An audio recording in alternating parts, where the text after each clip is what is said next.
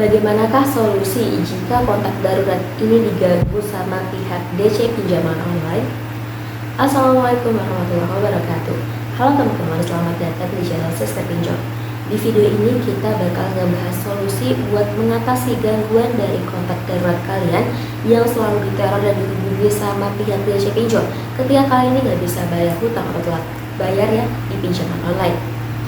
Terkadang teman-teman mungkin ada di antara kalian yang memasukkan nih orang-orang tanpa menghubungi mereka terlebih dahulu sebagai kontak darurat saat kalian ini mendaftar di pinjaman online, sehingga teman-teman kalian yang awalnya nggak tahu apa-apa terus tiba-tiba dihubungi sama pihak DC pinjol buat menagih hutang kalian. Kemudian mereka juga nggak merasa telah mengizinkan kalian untuk melakukan hal itu, akhirnya menjadi marah, dan hal itu justru bakal menjadi sumber konflik antara kalian dan juga teman yang kalian jadikan kontak darurat.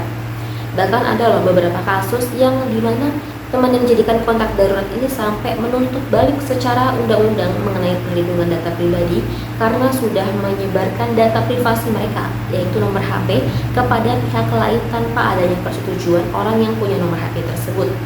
Kalau udah begini solusinya bagaimana? Solusinya yaitu teman-teman hanya ada satu ya, yaitu kalian bisa mengganti kontak darurat kalian dengan orang lain yang bisa lebih kooperatif atau yang bisa diajak lebih untuk berkompromi. Atau mungkin teman-teman juga bisa beli nomor HP sendiri kemudian kalian daftarkan ke kontak darurat. Tapi teman-teman biasanya kontak darurat yang lama yang masih terdaftar di sistem aplikasi pinjol, maka mereka lah yang bakal terus dihubungi sama tim penagihan atau tim DC ya, sampai adanya pembaharuan atau update dari aplikasi pinjol kepada pihak DC pinjol di tim desk kolektor. Beberapa aplikasi pinjaman online ini mungkin tidak memiliki sifat integritas data yang baik, sehingga perubahan nomor telepon langsung itu pada aplikasinya tidak menjadi efektif. Nah, kalau udah begini, maka solusi lainnya yaitu teman-teman bisa menghubungi kontak darurat kalian, kemudian kalian bisa menjelaskan mengenai situasi kalian saat ini sedang terlilit hutang pinjaman online, sehingga hal ini dapat membantu kalian menghindari konflik dan juga teman-teman kalian ini bisa terhindar sebagai korban pemerasan oleh oknum DC pinjol. Teman-teman juga perlu ya untuk berbicara dengan baik kepada kontak darurat kalian, kemudian menjelaskan kalau misal nantinya ada orang yang mengatasnamakan bahwa mereka itu DC pinjol, kemudian mengaku-ngaku sebagai kenalan kalian dan untuk menagih hutang, maka lebih baik bisa diabaikan aja atau bahkan bisa langsung diblokir di awal. Jadinya teman-teman yang kalian daftarkan di kontak darurat itu ketika mendapatkan ancaman kalau mereka bakal diancam dipidana atau mereka diancam bakal digugat hukum karena telah melindungi kalian yang nggak bisa bayar hutang di pinjol, jadinya ya mereka yang nggak tahu dan nggak paham, karena nggak semua orang ya paham dan tahu mengenai hukum-hukum terkait gagal bayar di pinjaman online, agar tidak menjadi korban penipuan atau pemerasan nih oleh pihak pinjol. Jadi teman-teman jangan biarkan teman-teman kalian ini diganggu oleh oknum-oknum penagih hutang atau DC yang mencoba untuk memanfaatkan situasi seperti ini.